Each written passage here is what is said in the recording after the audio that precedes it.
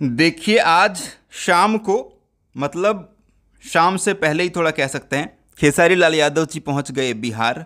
ठीक है। और पटना के एयरपोर्ट पे भाई लोगों ने घेर लिया। मीडिया वाले भी अचानक से वहां पर पहुंच गए, बहुत सारे मीडिया वाले भाई, सब ने घेर लिया। सबको जानकारी पता नहीं कैसे पता चल गई। और ये जो मीडिया वाले घूमते रहते हैं, इनको जानकारी तो मिल ही जाती। देखिए देखिए देखिए, ये घेर लिया।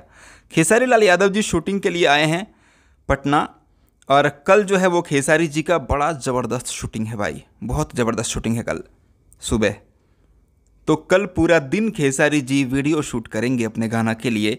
और ये नज़ारा है जब वो एयरपोर्ट पे पटना में उतरे थे और बाहर निकल रहे थे, तब यहाँ पर जो है वो देखिए अखिलेश कश्यप जी रिसीव करने के लिए गए थे और बाकी जो भी टीम के लोग हैं वो लोग गए थे। तो यहाँ पर जो है वो मीडिया वालों ने घेर लिया।